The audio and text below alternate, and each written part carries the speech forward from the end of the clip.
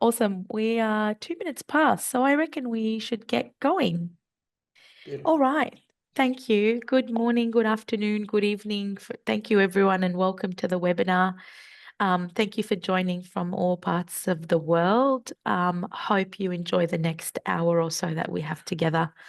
And welcome. Today, we're talking to you about a slightly different topic, but before we do that, I'll want to acknowledge country and acknowledge the traditional owners of the land from which all of us meet from. We pay our respects to elders past, present, and emerging, and acknowledge their spiritual connection to country. Today, we have our Business Leader Toolkit, Safeguarding Your Mental Health. October is the Mental Health Awareness Month, so it's a nice way to end the month with tomorrow being the last day of October. And today we're joined by the amazing Julie-Anne Whitfield to talk to us about mental health and the amazing work that Are You OK as an organisation do. I'll introduce Julie-Anne shortly. I'll start by introducing myself in case this is your first time dialing into a MyHR webinar. You would have just heard that in my spare time, I am looking for nice bedtime stories for my children, but I guess during the day, I stay out of trouble by being the country manager for MyHR. That means I have three key roles. I am in charge of keeping our customers happy. I also am leading the charge on growing our customers in Australia and, of course, collaborating with the broader team for MyHR. We're in New Zealand, Australia, and Canada. The third part of my role is making sure my team is happy. And as Julie-Anne will remind me today, I've got to add a fourth one after today, I think, which is looking after myself, which is what this webinar is all about. How do we as leaders, business owners, founders, managers, assistants, how do we look after ourselves and while we're looking after our teams as well? So really excited about today's session, and I'll introduce that shortly. MyHR, and I thought I'd do a quick introduction in terms of who we are. We're both the SaaS or the software as a service and the expert advice with our HR advisory team. So we have this beautiful combination between a platform and the team, and then with a little bit of AI sort of powering and making all of us, both our customers and ourselves, more efficient and more focused on the conversations and the things that matter, which is trust and awesome relationships. So on the one hand, we have a platform with template libraries, with document storage functionality, with abilities to set up onboarding features and performance review features. And on the other hand, we have an advisory team who are experts at both, helping businesses grow and dealing with more of the tricky, sticky stuff down the other end, which is whether it's, restructures or having difficult conversations and coaching businesses through that and business leaders. So you can obviously find out more on our website, but really quick overview in terms of what we do. Now, to introduce the star of the show, and that's Julie-Anne, who I will put you all in her safe hands very, very shortly and ask her to share screen and take it away. But before I do that, just a few introductions, or a bit about Julie-Anne, and then just a bit of housekeeping from me as well. Julie-Anne joined Are You OK in 2018 as a community ambassador, and then later on became a full-time workplace program manager in 2022. Julie-Anne, your background in leadership and management training really makes you an amazing person in this position as workplace program manager. I've seen you live in action at the Small Business Show in Sydney, and I know that everyone's in for a treat. I'll never forget your beautiful words after the session as well, and the Kit Kat you gave me helped as well. We can't hand out Kit Kats on this webinar, unfortunately. Maybe one day we can mail out a few. Take a break, take a Kit Kat. But yeah, I guess you're in charge, or you're leading two things in this role. Making sure that Are You OK's reach, engagement, and participation is increasing. And I guess a lot of you, if you don't know who Are You OK are, you're about to hear a lot more about them from Julie-Anne.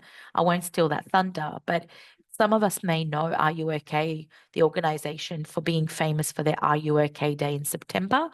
But really the message from today, it's Are You OK every day? And we'll explore that together very shortly. I'll let Julie-Anne build on that.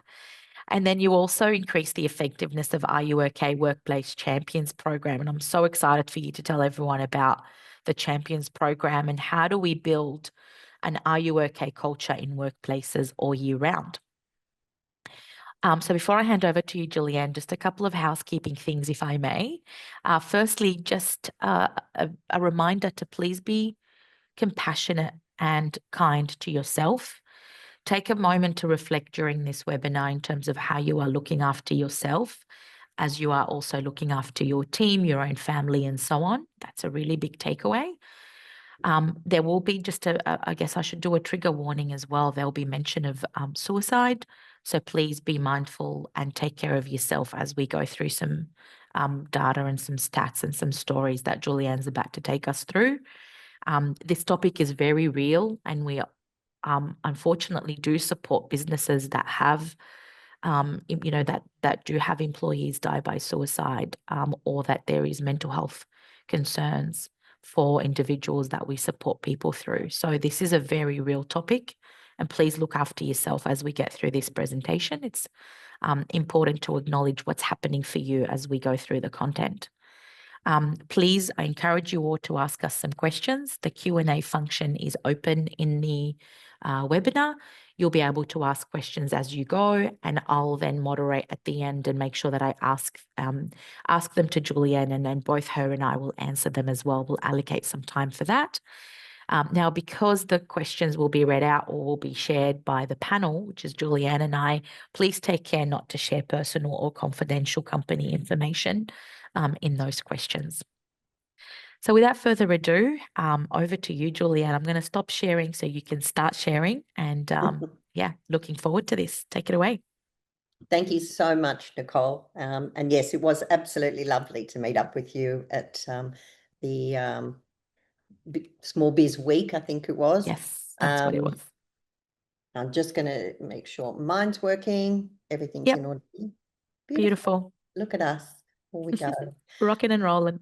So thank you so much for your kind words and kind introduction. I suppose to just give you a little bit of an idea of what I'm going to talk to today. So again, you can prepare yourself. I'm going to explain a little bit about Are You OK, where we came from, our journey, and how and why we started. I'm then going to move through, and I am going to talk to, as Nicole mentioned, I am going to talk to some statistics around mental health and suicide, specifically in Australia. Again, I'm not doing it to shock you. I'm actually doing it so you have an understanding of the breadth and depth of the issues that we're currently looking at in Australia around mental ill health. I'm then going to talk to, again, how workplaces and work legislation has changed over the past couple of years. And there are now obligations on business owners, business leaders, to look after the whole person, which again, from my background of leadership and management training, that's what we should be doing anyway, but it's not easy. So we're going to talk to that. We're going to talk to some strategies around how you can have these difficult conversations, how you can support team members, and then I'll share some of the resources that we have available at Are You OK through us. So I suppose to give you a bit of a background, Are You OK started in 2009. It was started by our founder, Gavin Larkham. And Gavin came from lived experience. He lost his father to suicide in 1995. And the impact that had on him, his family, friends, was extreme, and was with him all through his life. And he was not, again, in the sector, mental health sector, knew nothing about that side of things, but he was in advertising. So he felt that if we spoke about this more, if we tried to reduce the stigma around mental health, if people could reach out to the person to the left, to the right of them, to family members when they were struggling and had the confidence to put their hand up and ask for help when needed, then potentially in the time that it takes to sit and have a cuppa, you could start a conversation that maybe could save or change a life. So we sat down in Coogee coffee shop, wrote, "Are you okay?" with a big speech bubble around it. And that was the beginning of Are You Okay? So we do come from lived experience, and we're very conscious of that. And lived experience is very much a part of our fabric. It's also, unfortunately, he started Are You Okay in 2009 in quite a soft way. It grew over those first couple of years to be an awareness campaign. Hence Are You Okay Day, which is the second Thursday in September each year. We acknowledge that and we love the day. So he was out there with the loud yellow, which his wife to this day still hates, but it was about sparking conversations. It was about getting people on social media, getting people to talk about their struggles. Unfortunately, in 2011, Gavin passed away from cancer. And he was actually very, very ill on his last Are You Okay day and died not long after that. But it meant so much to him. He was so passionate about helping people. He would be so proud of what Are You Okay has become. Now, we are an Australian-based, not-for-profit suicide prevention charity. But that's not to say if you're a global company and you have offices here in Australia or New Zealand that you can't utilise our resources. Just a little heads up, we are moving very promptly in the next 12 to 18 months into the New Zealand market as well. So we'll be much more visible over there, which is amazing. But our resources are used worldwide. In Australia, though, we currently have, for anyone who's got the marketing background, an 89% brand awareness, which means we're very well known. So again, it was all about the action. It was all about the awareness. Let people start breaking it down. Very simple messaging, logo, all of that, very simple. Then we have the pandemic come along, which kind of changed our life as we knew it for all of us, and certainly for businesses and for workplaces. And the numbers and the figures were not going in the direction we want them to. And the structure of workplaces, connection between people, all of those things have added to the stress of day-to-day life. So with that, Are You Okay has changed from not just being an awareness campaign to actually being proactive, calling on people, community, workplaces, leaders to take action, to do more. And luckily, and I'll be talking to that as we're going through, legislation in Australia has helped us to again enforce workplaces to consider the whole person in their employee, not just their physical safety, but their mental safety as well. So what we do at Are You Okay is we actually talk to the person around the person who's struggling with their mental health. So we're talking to the person who's the help giver. That's unlike organisations, and anyone in Australia and New Zealand would know, Lifeline, Beyond Blue, Black Dog. They're the clinicians, they're the professionals when somebody is at that crisis point or has a mental health, ill health diagnosis. What we're doing is saying proactively here, let's give resources to teachers, community members, family members, friends, colleagues in the workplace, leaders in the workplace, and build their confidence to be able to look out for the people around them and notice when they're struggling. So we're up here at this proactive area rather than down here at the crisis point. As Nicole said, I'm about to share now where we're at and the statistics around mental health in Australia. And every time I read them, it shocks me. But I want you, again, be kind to yourself, but understand that this is the current picture and what we're dealing with. So at the moment, there are 55,000 suicide attempts in Australia every year. Now, 9 suicides every day in Australia, and 7 of those 9 are men. Again, I don't know the demographic of the people here on our webinar, but certainly the statistics are saying there are more women attempting suicide, but more men complete suicide. So it's about understanding who is around you, the pressures that they're undergoing, because let's be honest, life hasn't been easy the last few years. Okay, the pandemic, for most of us, we all thought this was it. We've got this little square, we're all business up top, we've got the party going underneath, we can put the dinner on, we can pop the kids into, the daycare and pick them up early. We can do all of those wonderful things. But you know what the pandemic did? It disconnected us all, and certainly in the workplace. And now we are continuing to be a disconnected workplace and community. So sometimes, and again, over half Australians say that the rising cost of living. You can't turn on any news report without hearing financial crisis, cost of living. I live in Sydney. Let me assure you, it is ridiculous. My rent went up literally $100 a week overnight. What do I do? Do I move? Where to? So these are sorts of things that can be very stressful, and then they can create relationship issues. And so it can be a pile-on where we're traveling along pretty well, and then all of a sudden we hit these bumps in the road. If we can notice when people start to struggle and have an understanding of what the people around us are dealing with, we have a greater chance of being able to support them. I'll say it now, and I'll probably say it a few times. As a leader, as an employer, as a business owner, you are not there to fix them. That's not your role. You're there to support them.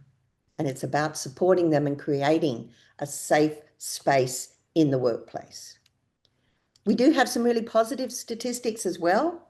We're hearing that more people are being more confident about asking, are you okay? And they're asking on a more regular basis, which is amazing. And that is great. 3 out of 4 are saying they are, but 1 in 3 is still saying, I've got that feeling something's going on, but I'm lacking in that confidence. So that's where we come in. It's about building your confidence. And I'll admit to you, to have very difficult conversations. These are difficult conversations. But again, business owners, HR managers, this is what we do all the time. We need these skill sets to be able to help and to support our teams. But it's not just the pandemic. If you also look back, society has changed over the last 30 to 40 years. We've had an enormous change in generational change as well.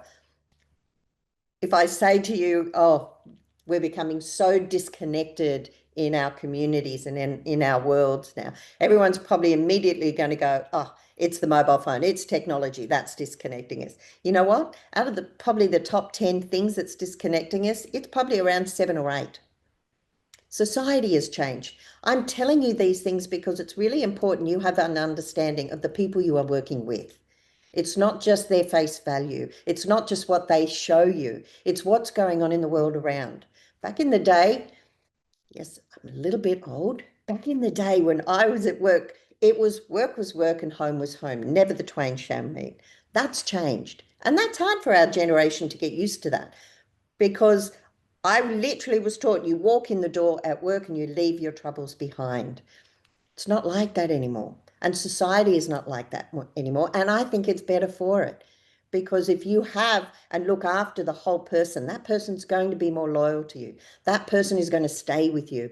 And in a market at the moment where employment's up and down, you want that loyalty. You want an employee who's going to work harder for you because they feel in a safe space.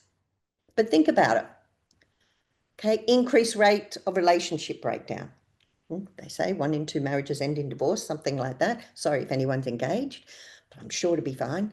But it is a reality. Relationship breakdown is one of the leading causes of anxiety, depression, which are precursors to suicide. And in males aged between 16 and 24, it is the leading cause.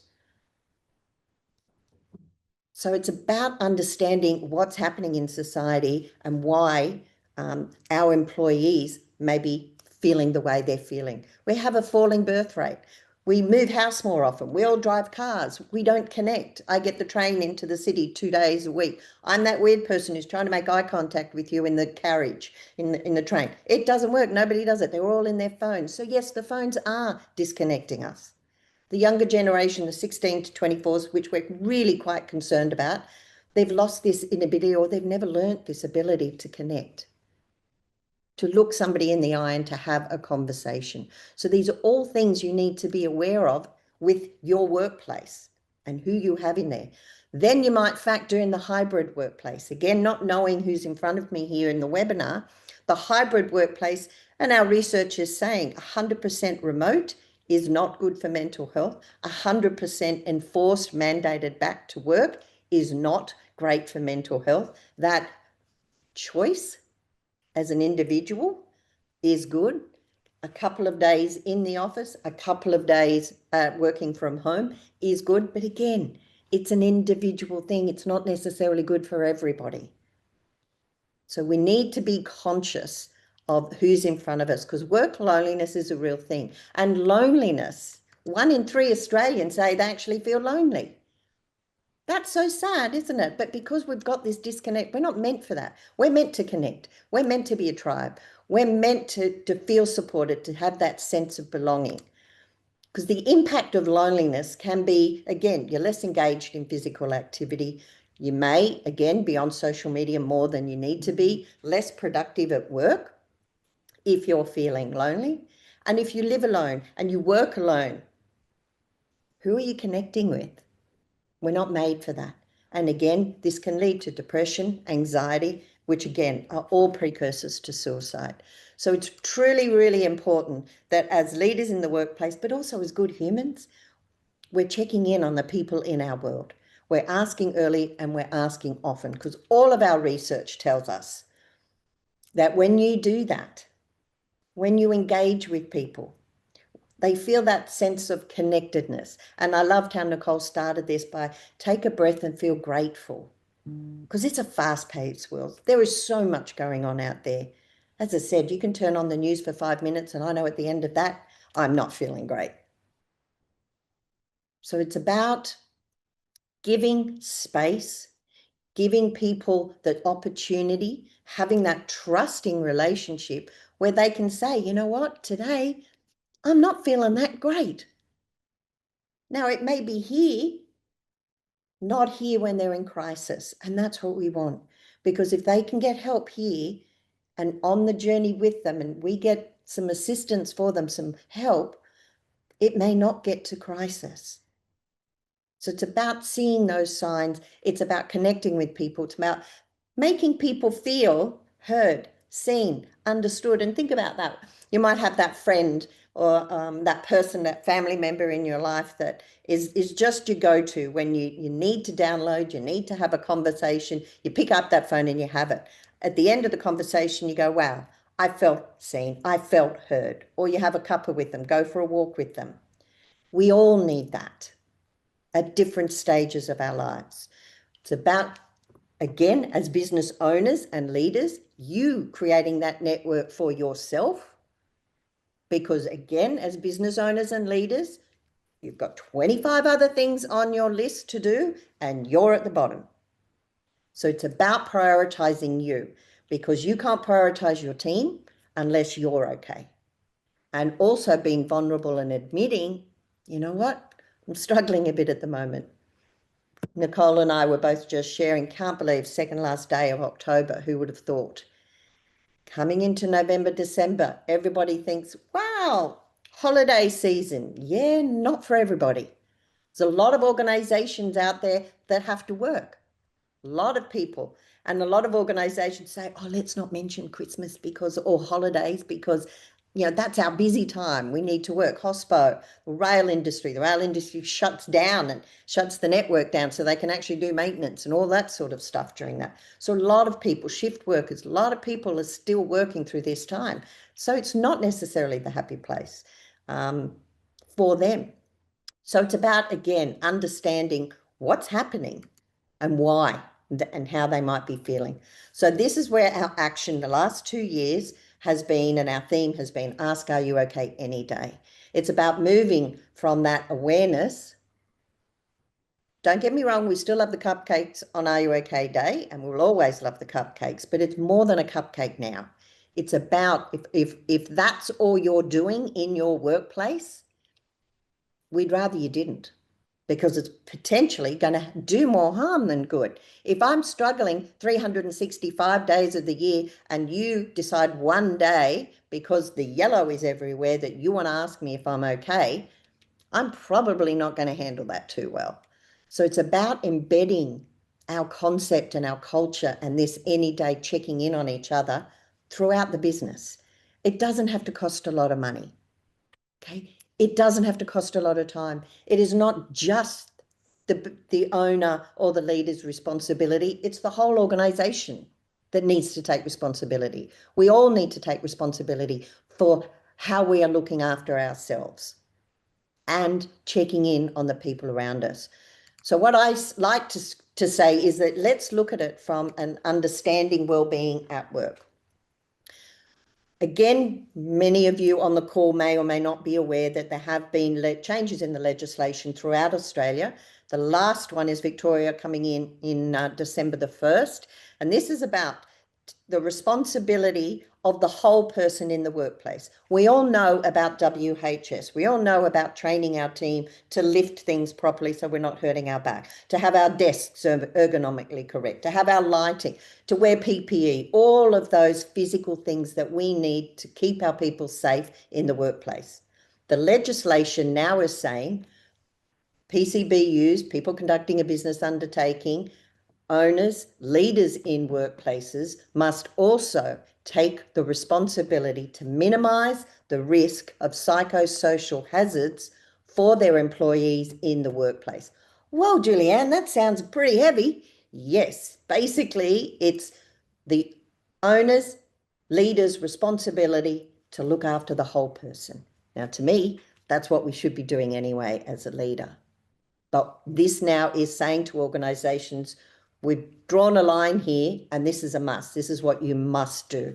So to me, again, it's not just the owner's responsibility, even though legally, yes, it probably is. It's a whole organizational approach, because one person can't make change. It needs to be everyone. Sally, who's doing the cupcakes and organizing the barbecue on Are You OK Day, is not going to make culture change on her own. She's going to need support from leaders and from managers around her. And whether you've got a team of 5, whether you've got a team of 500, it's the same concept. So first step is to commit as a company. Is your organization dedicated to employee well-being? Do you want happy employees? You need to create a safe space so that they can, but they need to know you're supporting them. You need to encourage openness. You need to actually be layering this into the values of your organization. It needs everything to be focused on the employee's well-being, because that's what it's all about. Again, does your culture support employee well-being? Do you have a framework? Okay. Do you have an employee assistance program? If you're a small business, you can't afford to have that. But is there a counselling service that you can call or you can tell the staff to call that can support anyone who is struggling? Having those sorts of things on standby. Flexible working options. Again, organisations that are mandating people to go back to work are really finding that very difficult for a lot of people. Talk to your people.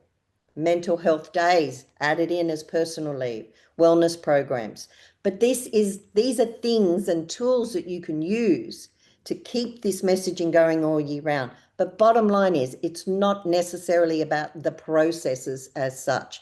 That's not, you can have your checklist, you can do all of that. You can have EAP, you can have that, but it's about the human part. It's about making it human.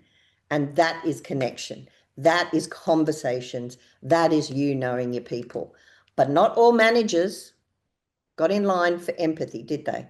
Do your managers care about well-being, or do they know how? Managers and supervisors are promoted because they're really good and have the skill set for the role, which is awesome. And then they find themselves managing people. Well, that wasn't what I signed up to. I don't know how to necessarily do that. Oh, there you go, it's a HR issue. Or there you go, it's a WHS issue. Or there you go, it's the wellbeing team. It's not. It's everybody's responsibility, but certainly a leader. And if leaders don't know, then train them to know. If you don't know and you're a leader, there's so many resources. Get on our website, get on Beyond Blue, get on Black Dog. There are so many resources out there. Safe Work New South Wales, Work Safe Victoria. All of these have got information and free resources for small business. We've got a hub within our Champions program, which I'll talk to in a moment, and it gives you direct connections to training that you can do to improve your confidence. And all of our resources talk to improving you to have these difficult conversations if they're not something that you do normally. Individually, and again, how are employees doing in their personal health and well-being? There's a free Respect at Work link. It's a survey that you can do to ask your staff, well, how are we now? How are we all feeling now? And let's do this on a 6-monthly basis. And let's see if what we're implementing, the small little things that we are doing on a daily basis, is that making a difference? To be able to test it, but also consult, talk to your people, ask them, okay, what is going to make you feel psychologically safer here at work? Okay, what are the pressures? What are things that are happening that make you stressful, make you anxious? They'll soon tell you, and respect that from them. The other is, what are you currently doing? What are your current initiatives? And don't just, again, have a list, well, this is what we do. We're very proactive. We do this, and not revisit it. Because again, let's see how it's a journey. Any of this is a journey. Everyone is struggling. I can assure you, the big organizations are struggling with this. It's a new thing, but it's about us saying, what are we currently doing in our workplace, and what more can we do? Being proactive in this space, not saying, oh, I have to do something. It's not about having to. Yes, you do have to, but why not make this a positive journey in culture change where your staff are becoming so loyal because they feel so supported. They're not wanting to go anywhere else. So it's about improving well-being, not just about performance. It's about having a bit of a strategy around well-being. And it's all well and good to have, fruit in the kitchen and we do yoga one day a week. That's great, but that's not going to change culture. It's about respect. It's about trust. It's about being authentic. It's about being real. Because the main reason people are not having these conversations, the main reason we're hearing is people go, well, what if somebody says they're not okay? Then what? And I'll say it again, you support them. You're not there to fix them. That's the biggest thing that I want everyone to take away from this, because that's what I'm hearing from leaders. I don't know what to do. Yeah, you do. Just be with them, support them, know where you can send them for help, depending where they're at. It might be they're having financial stress. Well, is there somewhere we can give them, some connections to support them in, preparing a budget, doing those sort of things? Perfect. But it's about seeking the information as a business owner, having that in your back pocket, and then being able to work it through. So it's, again, building your confidence in having this. You're not going to say the wrong thing. You're not going to put the thought of suicide in anyone's head. By actually using the term, talking about loneliness, talking about suicide, it will destigmatize it.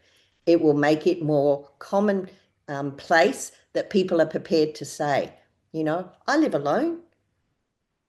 It can get lonely, 100%. I'm in an apartment block. Remember the day when we were in the street and we'd be out as kids playing and we knew every kid, we knew every neighbour in the street? I'm in an apartment block. Mind you, I do know all my neighbours and I do talk to them, and it takes me an hour to go down to the post office, but that's me. But it's about understanding, okay, who is this person in my team or in my workplace? What's going on in their world and how can I support them best? That's simply what we're saying. Build your confidence to have these conversations. But most importantly, again, you need to be in the right place. So I'm going to jump ahead on this one. Am I ready?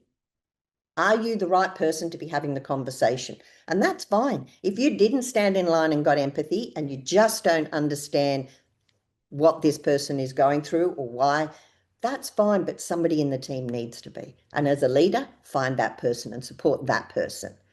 A lot of organizations came to me, and these are some of the biggies. Probably 18 months ago, it was let's put everyone through mental health first aid training. Absolutely agree. It's great. Amazing. 2-day training. It's so good to have these difficult conversations, but it's not for everybody. And it's got to be an opt-in. Because again, I don't know what trauma you have gone through, and this may be a very emotional 2 days to go through. The other thing is, you put this t-shirt on or you get known as a mental health first aider in the workplace, people are going to feel that they can come to you. That's a heavy load for you to handle unless you're looking after yourself. I know with myself, if I wake up one morning and I go, you know what, I'm not in a right headspace for this, somebody within the team will jump in if I've got a presentation booked in. Because sometimes, again, it's most important for us to fill our cup first. So we make sure that we can then share with others and then be there for others. I'll give you an example. I was in Mount Isa. We're setting up at 6 o'clock in the morning, beautiful sunrise, never been to Mount Isa, tick that box. It was for the rodeo. I won't do rodeo again, didn't like that. But we're there, setting up with all our bright yellow, and 2 young guys came down and they'd been doing some cleaning. And they approached us and they looked at our stuff. They picked up our logo and looked at that and went, oh, what's Ruok? We went, whoa, okay. Hasn't made it to Mount Isa. And I looked at him and he was only about 17 or 18. And I said, look, we're a mental health charity. It's about suicide prevention. And he went, oh, my cousin 2 weeks ago died by suicide. I said, oh my gosh, I'm so sorry. And I looked at the other gentleman and the young boy, and he said to me, my mother died when I was 6 by suicide. Now, was that a conversation I could prepare myself to have at 6 o'clock in the morning at Mount Isa? No. And I went back to him and I said, I'm so sorry for your recent loss and trauma and you growing up without your mother.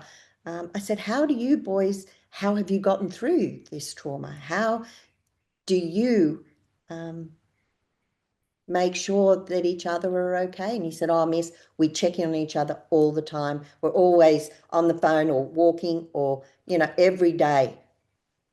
We're a family and we make sure each other are okay. And I said, well, that's all we're asking people to do. So what I'm saying here is you don't know when you're starting this conversation what the other person is going to say, but you're looking at it from a point of view, I've seen signs. So I've seen that they're saying different things. I've seen a change in their behavior. I know they've had a recent relationship breakdown, or I know they've had a recent death in the family. We all grieve differently. All these life things happen. Life's ups and downs happen all the time. And if we recognize that person and we have that feeling in our gut, something's wrong, you're coming from a genuine place of concern. So again, if you ask authentically, if you're wanting to get the answer and if you're wanting to reach out to a new human being, just make sure you're in a clear headspace and that you've got the time. Because these conversations, you don't know, it could be a 5-minute conversation, it could be a half-hour conversation. So again, choose the time that you're going to have this conversation, because this conversation, it's not about you. It's about what you've seen in another person. And if you're a leader and if you're a business owner, you're wanting to ensure that the whole staff member comes to work, feels that they can be their authentic, true self and goes home safely. And whatever you can do as a leader and as an owner, you should be doing also just as a good human being. That's what we should be doing. So again, knowing you don't have to fix things, you don't have to have all the answers. This is just you being in a moment with that person, sharing and caring and supporting them. So we have what we call the ALEC 4 steps. So the acronym is ALEC. So ask, listen, encourage action, and then check back in. So again, our research and feedback is people are getting much more confident with asking, are you okay, when they do notice these signs. Step 2 is the listening. Now, we as human beings, we go into fix-it mode, and as parents, we want to make sure everything is okay. As leaders, as business owners, again, go in with this listening, 2 ears, 1 mouth, not talking. It's about letting them share what's going on in their world. And that's the most important thing you can do. Encouraging action is step 3. And this is not a list of 10 things you want them to do next time you catch up with them. It's hope. Are you okay? Is all about hope. It's another day. It's one step in a positive direction. And if you can sit with them and listen to what they're sharing with you, and just even the simplest things like, so what's one thing I can help you achieve today? What's one thing we can do today that's going to help take a load off your shoulders? And I had a gentleman at a conference a couple of weeks ago. He came up, yellow everywhere, and he sort of said, love what you guys do. He said, I am here because of a conversation I had with my boss. And I said, would you mind sharing? He said, absolutely. He said, I was, he was my vintage, so young. And he was, again, like me, you're taught to leave work at work and home at home. And so he was having some issues at home, but he thought he was putting the mask on, coming to work every day, doing what he needed to do, soldiering on, like us Aussies do, and especially Aussie men. And the boss kept saying, I'm noticing this. I feel that something's not right. Please, I'm here if you need anything. And eventually, after a couple of weeks, one day, he just broke down and he could not put the mask on any longer. And he said to his boss, my marriage is breaking up. I need to get a new place to live. I need to store my things. And it was just like all of these things piled on his shoulder. So by the end of the day, he told me his boss had organized for him to move his stuff and to have it in storage. Now, he didn't fix the marriage or the relationship, but it was a hope. It was one step in a positive direction, because this is a journey and this can take a while. But having somebody there to support you through this is so, so important. And of course, then step 4 is to check back in.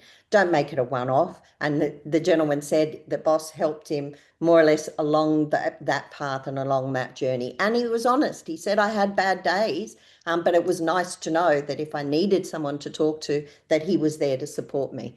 And it really strengthened his bond to that workplace. And that was, again, his safe space. Because remember too, sometimes work is not the safe space. Sometimes home is not the safe space. So as a business owner and leader, you need to create that space in the workplace for people as much as possible. Again, we have a whole lot of resources in that out there. We have these helpful lines. And as I said to you, if you don't have an employee assistance program, which for small businesses is just not feasible, at least you can have these contact details around. Lifeline and Beyond Blue, they're 24/7, and they're not just for the person who is struggling, they're for the carer as well. So you can call them if you're worried about a family member, worried about a staff member, worried about you've done this and you don't know what else to do. You can call them and they can assist you with those sorts of things as well. As I mentioned to you before, there are benefits, and why am I advocating for this in the workplace? Yes, the legislation has changed, and yes, it is your legal responsibility, but it's so much more than that. If you create a safe workplace, okay, it will improve your bottom line. Okay, you're not going to have as much turnover. You're not going to have people going on sick leave and mental health leave and those sorts of things. And much more importantly, you're going to be known as a caring employer, and you're going to keep people, and you're going to have people wanting to be in your workplace. So a few quick things you can do in the workplace. Again, put loneliness on the agenda. Talk about it. Talk openly. As a business owner and leader, if you're vulnerable, if you're struggling, if you're having some bad days, be open about that. See if you can get a survey or something. As I said, Respect at Work, those sort of surveys are good to get a feel for how is everybody feeling now, and what can we then start to do to improve on that. create a culture of connection. It's about that sense of belonging. It's about bringing people together, be that social activities, be that if it's a hybrid thing. It's about not always about work. It's about sometimes disconnecting from work and just asking how that human is on a Monday morning. So what did you do on the weekend? If it's a Teams meeting at the beginning of the meeting or at the end of the meeting, okay, everyone, 1 to 10, 10 being I am flying high, 1 is I'm sinking, where are we? You know, and if you've got a couple of 3s and 4s in there, okay, what can I take off you? What can we help you with? Just those simple things on a consistent basis makes a huge difference. Check out our resources. So we've got a whole lot of resources that are all free to download, posters. Put the poster up. Don't leave it up for one day. Put it up and leave it up. Because as I've said, all year round, people can be struggling, depending on your organisation. Okay, we've had coming up, as I said, to the Christmas side of things. I lost my brother on the 1st of the 1st, and I have never celebrated Christmas Eve since. I also lost my mother last year, so I knew Christmas was not going to be my happy place. Prepare, understand if somebody's lost somebody, there may be an anniversary coming up. Preempt how that person may be feeling. June, if that's when you do your performance appraisals, and that's when it might be bonuses and things like that. Not a lot of those going on at the moment, a lot of redundancies that I'm hearing. You know, what's happening that you need to connect the team together. And of course, always, Are You OK Day. But then there's Mental Health Month, which is why we're doing this now. Next 19th, I think, of November, it's International Men's Day. You know, celebrate the men in your world. If it's breast cancer awareness, celebrate the women in your world. Check in on the women in your world. What are they going through? All of these things can be part of your wellbeing plan. We do have specifically for workplaces a Workplace Champions program. Again, this is all free, all resources that you can utilize. So we have 3 e-learning modules, only take about 15, 20 minutes to do, and it's about building that confidence. This can also be for your staff. As a leader, as an owner, it doesn't all land on you. You will there will be staff within your organization who are passionate, probably because they may have come from lived experience or they may know somebody that is struggling. They will want to help you create this culture. So there's a whole lot of information in there. There's things like templates you can copy and paste and send emails out about dealing with stress, about dealing with the holiday season. We actually have an entire holiday season campaign that will be released in November because we know it's a tough time of year. So again, I'm about to finish, and I know I've probably gone over time, but I'm thinking of you guys, and again, looking after your self-care today. Some of the things I talked about may bring up emotions in you because, again, not sure of who is in the audience. But I also want you to take away, it's a Thursday, we've got a weekend coming up, and think about the people in your network. Think about your team within the workplace. Think about your family, your friends, if you're a coach of a netball team or a footy team or whatever. Think about the people in your world. Think about maybe who you haven't connected with in a while, or think about what's happening in their world and maybe reach out over the next couple of days. But number one, and most importantly, make sure you look after yourself first of all. So I might hand back now to you, Nicole, if that's all right. Thanks so much, Julie-Anne. That was wonderful. And yeah, great takeaways in that. Thank you for the stories as well. Appreciate that. For any of our customers on the call, just a reminder, part of being a MyHR customer, you have access to ClearHead, which is an EAP, Employee Assistance Program provider. And with that, you get, and each employee gets a number of free sessions as well. So yeah, just to add to that list of resources available, we have ClearHead available as well. Thanks so much again. We do have a couple of questions. I'm going to fire them across, and then you and I, Julie-Anne, can answer them. If that sounds good. Beautiful. Yeah. Beautiful. I'll just pull them up. Okay, so with everyone feeling quite stressed heading towards the end of the year, just good topic in terms of timing for the year. With different personalities and the way that people deal with stress differently, how can you differentiate between stressful behavior that's acceptable versus unacceptable stressful behavior? Yeah, great question, Nicole. That is tough, and I think for HR managers that's tough. This is when it's really important to understand the relationship you have with that person, because from all of our research tells us three things need to exist in order for someone to feel comfortable to open up. There needs to be trust, which means a relationship. Doesn't have to be best friend, but there needs to be that trusting relationship, which is when you check in with someone regularly, they'll establish that. You need to also be asking authentically and genuinely, and it needs to be at the right time. Work stress versus personal stress, that's tough to know. It's like, how do I measure, burnout in the workplace compared to somebody who's going through something at home? I think with work stress, you tend to see more changes in their work habits. So the things that they do on a regular basis, maybe they're not doing. The things that normally they would not get stressed about, they're getting stressed about. That doesn't necessarily mean that the stress is coming from work. It's just how they're handling it and how you're seeing it. To me, the most important thing is, again, knowing the person. Is this a time of year that they normally get stressed? Is this a time of year, have they had family difficulties? Is this a time of year where maybe they're waiting for their performance review and they're not sure how they're going to go? Best and honest way is to have a conversation, is to just talk to them, and say what you're seeing. I've just noticed these things. You got really stressed the other day. Now, that could be burnout, and that could be related to work. Or it could be, I'm caring for sick children at home or a family member at home. My mother needs to be put in care, whatever. You don't know until you ask. You're not prying. And if they don't want to tell you, that's fine too. But noticing those sort of things, if it's impacting on other team members, that's even more important to be having these conversations. I don't know if you want to add something there, Nicole. Yeah, absolutely. Thanks for that. I'd add the importance of having those crucial, like the importance of having a crucial conversation with courage and empathy.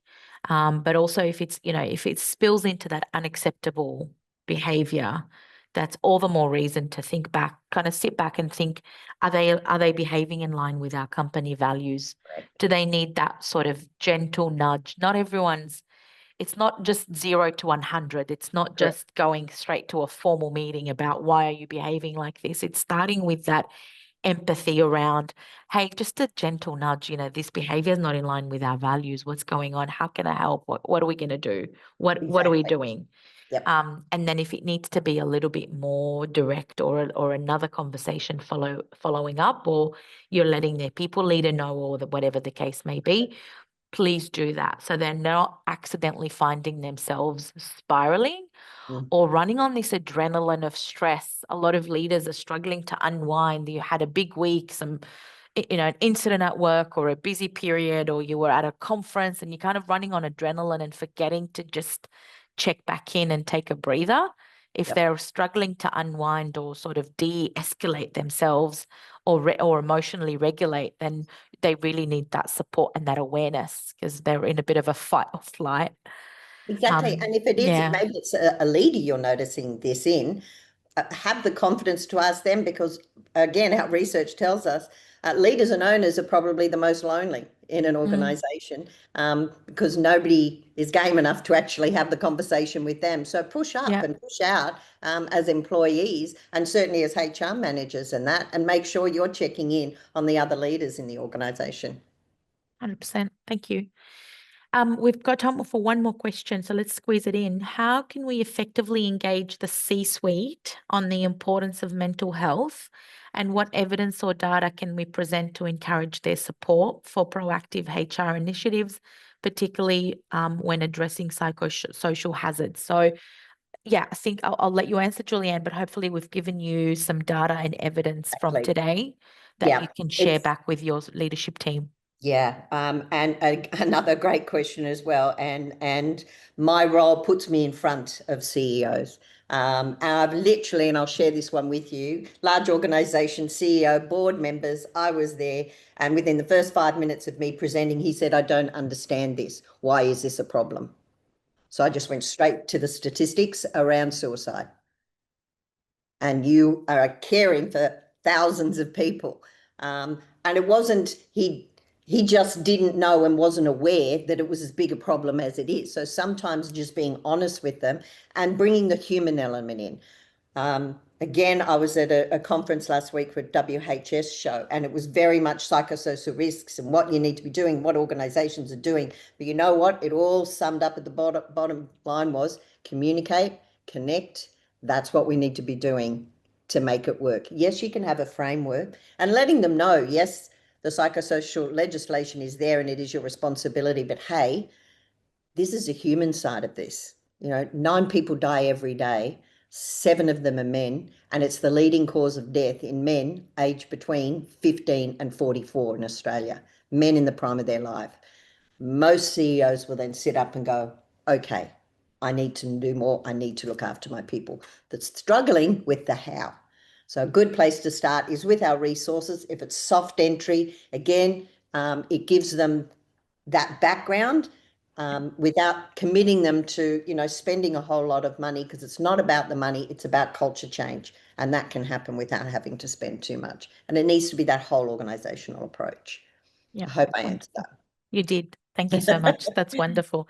And we're just on time, so we'll leave it there. For anyone who couldn't make it, we'll send the recording. Julie-Anne, I can't thank you enough. I can't wait for the next conversation with you as well. Thank you again for your time. It just really feels like a warm hug every time we catch up. Thank you. Thank you everyone for joining. Appreciate everybody's time and enjoy the rest of your day. Thanks, Thank everyone. you, Nicole. Look after yourselves. Bye-bye. Indeed. Bye, everyone.